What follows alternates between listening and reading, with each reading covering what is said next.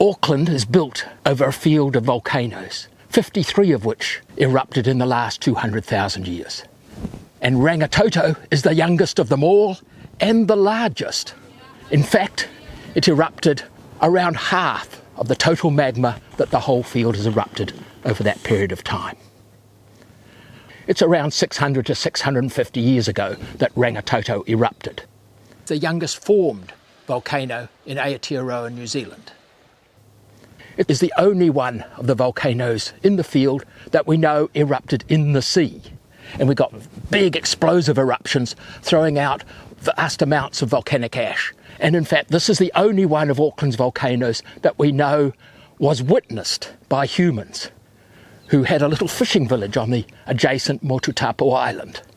And we have the remains of that village that have been buried by volcanic ash that came out of Rangitoto as it first started to erupt out of the sea.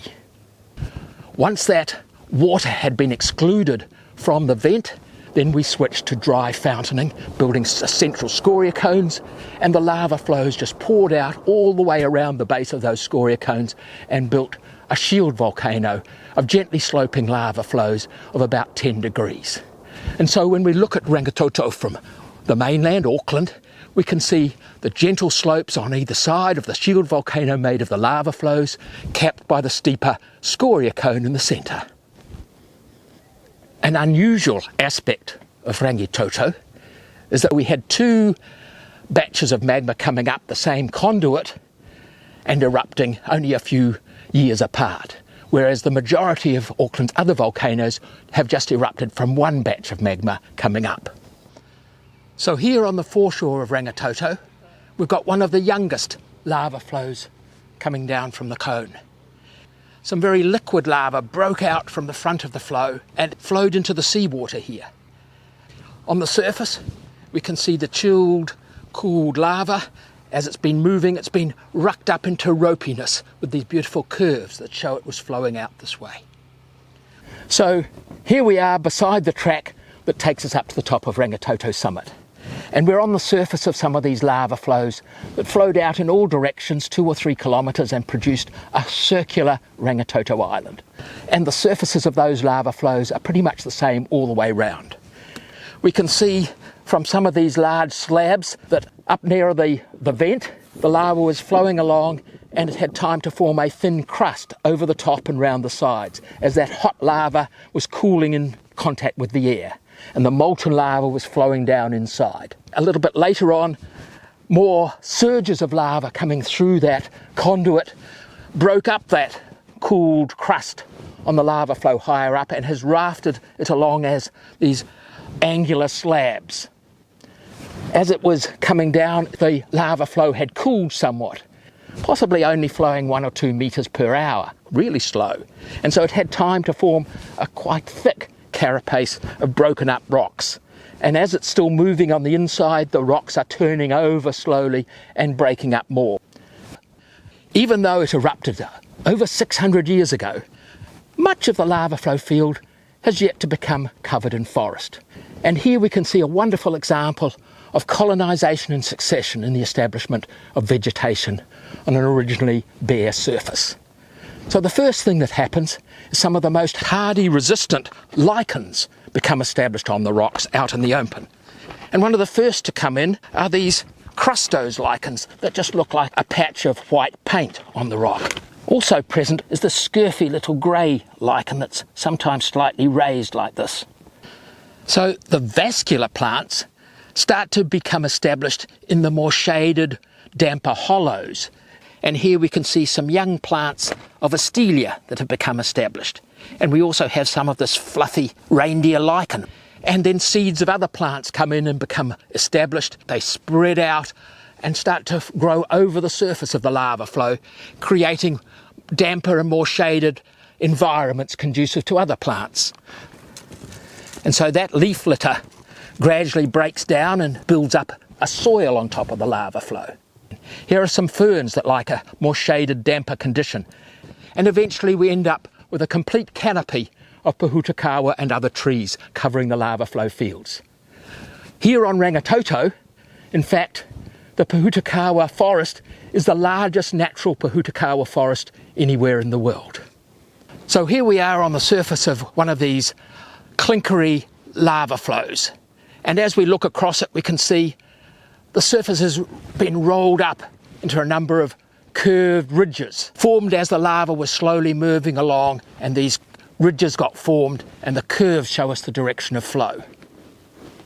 Now as we're getting up to this sort of elevation, the forest cover is getting more complete. The vegetation is looking even more lush, and it seems to have quite a damp appearance. Now as we get into some of this forest it's more diverse, and we see some of the damp loving plants such as kidney ferns and filmy ferns. So occasionally we can find some very rare and special features off the track if you know where to go. And here we have one of them. It's called a hornito. It's really a lava spatter chimney. So the lava flow coming down has a crust over it, and the molten lava is flowing through it, and sometimes it develops a hole in the crusted over ceiling, and the pressure of that lava coming through builds up the steep-sided chimney over that hole in the ceiling of the lava flow.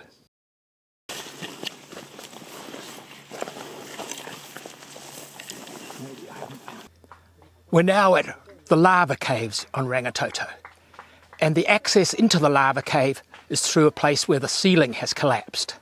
And at one stage the supply of lava stopped at the top and the molten material flowed out and left this tunnel all the way down. These look like roots probably of Pohutukawa, just by the colour of them. And you can see here the cave's about 3 metres high, 3.5 metres, and about 2.5 metres wide. And molten lava was pouring down through here, feeding the lava flows further down the volcano.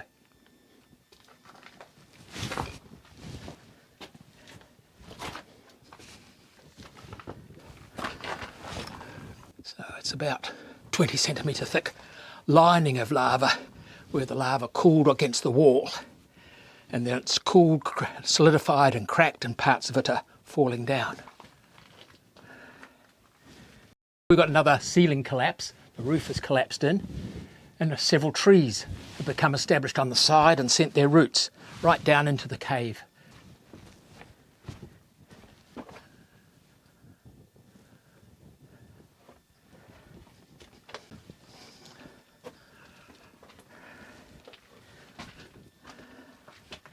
This is a nice, well-preserved section of the lava cave. Here we've got the lining inside it still in place. None of it's fallen off in blocks as in other places. And so you can get a nice, tight, curved ceiling across the top.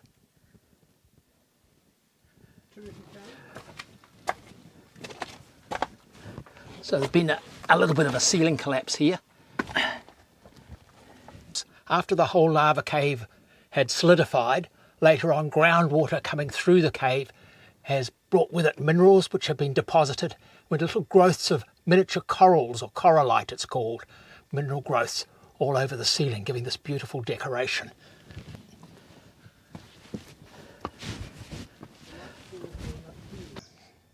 We finally got to the top of the volcanic shield made of the lava flows, and here we are at the scoria cones.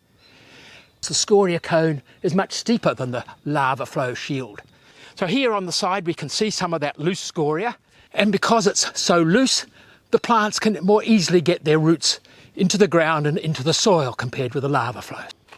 So here, the forest we look at is much higher, the canopy's higher, and while there are a few Pohutukawa in it, it seems to be mostly dominated by larger rewa, which are these long serrated leaves like this. Here's one just beside the track, a beautiful smooth-barked, tall rewa. So when we look at Rangitoto from Auckland, the mainland, we see the profile has got one high point and two small bumps on the side. So each of those is a scoria cone, and the central one is the last to be erupting and built up higher. So here we are now on the rim of that highest of the scoria cones, looking down into the crater. The crater here is 60 metres deep and 200 metres across.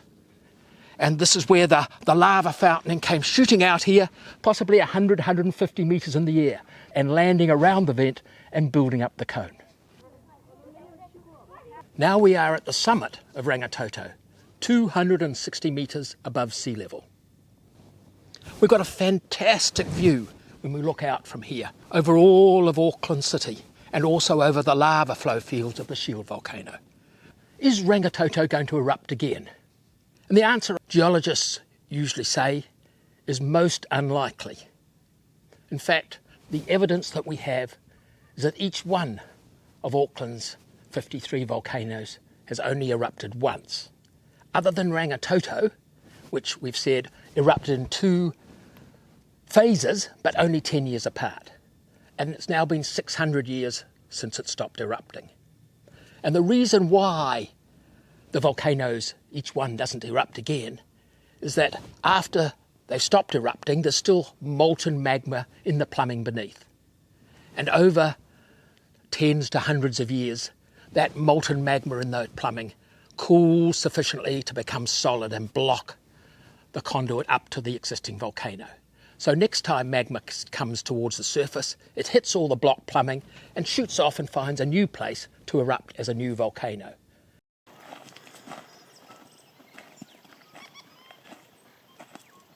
We have spent the best part of a day out here on idyllic Rangitoto volcano in the middle of the Waitemata harbour at Auckland. Now, if you're here in Auckland and you can find a spare day, I thoroughly recommend you come out over here by ferry and spend 3, 4, 5 hours exploring the natural geology and ecology of this fantastic place. Rangitoto, the icon of Auckland.